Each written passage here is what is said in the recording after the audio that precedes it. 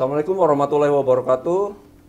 Selamat siang, salam sejahtera bagi kita semua. Salam, Om Swastiastu, Namo Buddhaya. Rekan-rekan, saat ini kita akan melaksanakan podcast. Mungkin lebih awal kami ingin memperkenalkan diri.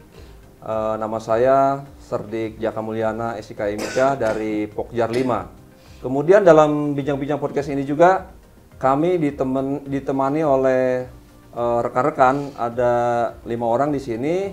Tentunya silakan, mungkin kami akan ingin memperkenalkan diri kepada rekan-rekan sekalian. Halo, saya Serdik Cherry Sinta. Saya Serdik James Tegai dari Pokjar 5. Saya Serdik Riki Ganjar Gumilar dari Pokjar 5. Saya Serdik Erudwi Purnomo dari Pokjar 5. Saya Serdik Riswadmi dari Pokjar 5. Rekan-rekan podcast sekalian, untuk siang hari ini kita akan mengambil tema terkait dengan keadilan restoratif. Di mana keadilan restoratif ini merupakan suatu cara penyelesaian perkara di luar pengadilan yang sifatnya lebih cepat, ya tidak bertele-tele, dan cenderung itu yang sangat diharapkan oleh masyarakat pada saat ini. Baik rekan-rekan sekalian, jadi siang hari ini kita akan berbincang-bincang dengan tema terkait dengan keadilan restoratif. Nah, ini saya mungkin sudah ada narasumber dari rekan-rekan sekalian. Saya ingin bertanya nih kepada, pertama mungkin ke Serdik Dede ya. Sebenarnya apa sih yang dimaksud dengan keadilan restoratif? Dan kemudian yang kedua, ada nggak sebenarnya keadilan restoratif itu dasar hukumnya yang saat ini yang bisa dipergunakan oleh aparat penegak hukum? Baik, terima kasih. Saya mencoba menjawab apa yang disampaikan oleh moderator tadi. Bahwasannya keadilan restoratif justice ini adalah penyelesaian tindak pidana dengan melibatkan pelaku, korban, keluarga pelaku, keluarga korban, tokoh masyarakat, tokoh agama, tokoh adat atau pemangku kepentingan untuk bersama-sama mencari penyelesaian yang adil melalui perdamaian dengan mendekatkan pemulihan kembali pada keadaan semula. Jadi itu pengertian daripada restoratif justice yang telah di awal tadi moderator sampaikan adalah penyelesaian perkara di luar daripada pengadilan. Jadi mengandung unsur-unsur atau elemen-elemen masyarakat yang hadir dalam penyelesaian yang tidak bisa kedua belah pihak saja. Kemudian untuk dasar hukumnya itu kita sudah punya perpol yang baru tentang restoratif justice, yaitu Perpol nomor 8 tahun 2021, yaitu tentang penanganan tindak pidana berdasarkan keadilan restoratif. Itu kira-kira jawaban saya. Baik, terima kasih. Saya rasa cukup jelas ya tadi untuk keadilan restoratif justice ini, bahwasanya memang saat ini para pihak, kemudian aparat penegak hukum itu sudah memiliki dasar hukum untuk bisa menindaklanjuti penyelesaian perkara secara restoratif justice ya. Jadi di luar pengadilan. Dan mungkin beberapa waktu yang lalu terkadang penyidik ataupun aparat penegak hukum juga itu agak sedikit gamang karena belum ada dasar hukum. Karena apabila penyidik melakukan restoratif justice sedangkan dasar hukumnya belum jelas, itu terkadang ada timbul suatu ketakutan dari para penyidik apabila ada kesalahan prosedur, tentunya akan ada sanksi baik itu disiplin maupun kode etik di situ ya. Baik, jadi saat ini mungkin sudah jelas ada dasar hukumnya terkait dengan restoratif justice tersebut, yaitu Perpol 8 tahun 2021. Baik, kemudian mungkin ke Mas Heru, saya ingin bertanya juga nih terkait dengan penanganan tindak pidana restoratif justice tersebut ataupun keadilan restoratif, itu sebenarnya dilaksanakan pada kegiatan apa saja nih, Mas Heru? Terima kasih Serdik Jaka atas kesempatan yang diberikan. Perbincangan siang hari ini menurut kami sangat menarik. Tapi sebelum saya menjawab ke pertanyaan, mungkin saya sedikit menambahkan tadi apa yang disampaikan oleh Serdik Jaka terkait latar belakang dari penerapan restoratif justice itu sendiri, bahwa penerapan penegakan hukum yang dilakukan di Indonesia ini saat ini adalah cenderung mementingkan atau mengutamakan pada pemberian efek jera terhadap pelaku, tanpa memikirkan terkait masalah keadilan bagi korbannya, sehingga dari situ perlu pemerintah untuk khususnya Polri, begitu juga mungkin dari fungsi penuntutan yaitu kejaksaan untuk membuat aturan sehingga bisa memberikan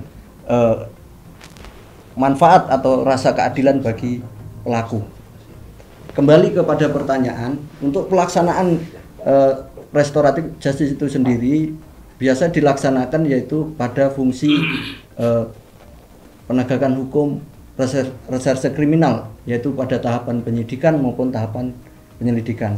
Namun perlu digarisbawahi bahwa untuk pengemban fungsi penegakan hukum atau pelaksanaan restoratif justice itu sendiri tidak terpaku hanya pada fungsi reserse. Bisa juga dilaksanakan di fungsi pembinaan seperti Binmas begitu, dan juga Samapta khususnya untuk perkara-perkara tindak pidana ringan atau tipiring. Begitu juga untuk tindak pidana terkait masalah laka lantas juga diemban oleh fungsi lalu lintas. Mungkin demikian Serdik Jaka.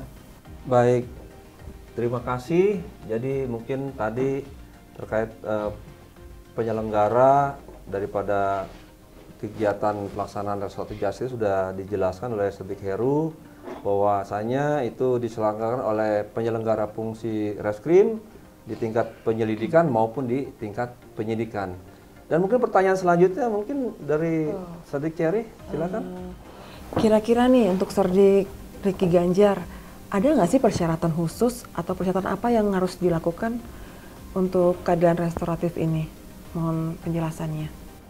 Oke, terima kasih Serdik Cherry. Sebelum kita menjawab apa saja persyaratan dari yang diperlukan untuk memenuhi keadilan restoratif justice system itu, baik itu memang terdiri dari dua, ya, ada material dan formil. Sebelum ke arah material dan formil, tentunya saya perlu menyampaikan sedikit bahwa semangat dari restoratif justice system ini diawali oleh sosiologi hukum yang berkembang di tengah-tengah masyarakat. Bagaimana hukum itu mengikuti perubahan dari sosiologi hukum yang sosiologi masyarakat yang ada di tengah-tengah kehidupan bersosial.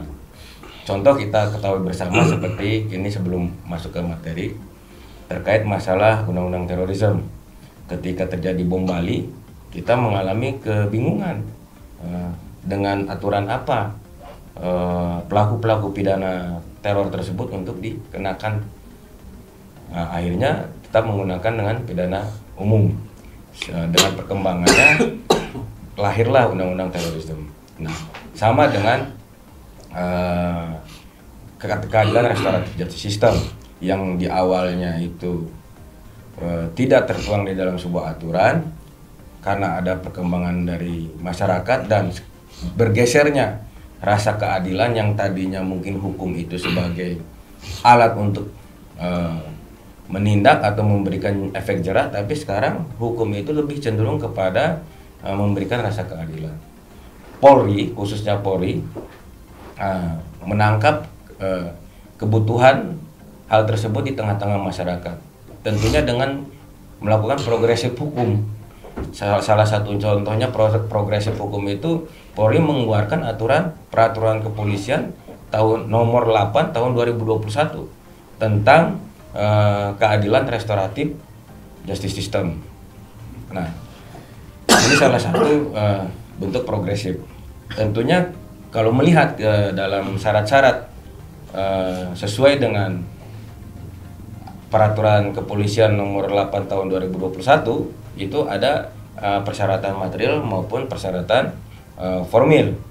Terkait persyaratan material itu adalah salah satunya tidak menimbulkan keresahan di tengah-tengah masyarakat, kemudian tidak berdampak konflik sosial, yang ketiga tidak memecah belah bangsa, yang keempat tidak bersifat radikalisme, yang berikutnya kelima itu bukan pelaku pengulangan pidana yang telah ditetapkan oleh pengadilan, artinya residivis. Kemudian yang terakhir yang keenam itu secara formil itu bukan tindak pidana terorisme. Untuk persyaratan formilnya tadi material, sekarang formilnya adalah perdamaian dilakukan di kedua belah pihak, kemudian pemenuhan hak-hak atau pemulihan hak-hak seperti sedia kala, seperti itu kira-kira. Terima kasih untuk penjelasannya. Kemudian untuk setelah kita mengetahui tentang persyaratan, ada nggak sih tata cara pelaksanaan restoratif justice itu? Baik, tentunya itu sangat penting ya, Serdik dari syarat formil dan material yang disampaikan oleh Serdik Ricky Ganjar, tentunya harus punya SOP untuk melaksanakan restorasi justice itu, karena kalau tidak dalam tanda kutip nanti akan memberikan peluang kepada aparat penegak hukum itu untuk melakukan tindakan-tindakan yang melanggar aturan. Jadi di dalam Perpol itu sudah diatur tata cara, jadi sehingga pada pelaksanaan nanti restorasi justice itu selain syarat formil dan material ada tata cara diatur sehingga pelaksanaan itu tetap memberikan apa sesuai dengan yang disampaikan oleh Serdik Ricky Ganjar bahwa marwah daripada pelaksanaan restorasi justice itu kelihatan. Jadi sudah tertuang jelas dalam Perpol 8 tahun 2021 itu bahwa di bab 3 jadi pasal 11 sampai dengan pasal 14 sudah mengatur semuanya secara detail tata cara pelaksanaan daripada restoratif justice sistem itu. Salah satunya ada dua dibagi. Yang pertama di pasal 11 itu mengatur kepada ketika suatu permasalahan itu belum terbit laporan polisi. Jadi bisa diselesaikan seperti yang sudah dijelaskan di awal tadi oleh Serdik Heru bahwa di tingkat pembinaan itu bisa dilaksanakan oleh fungsi BIM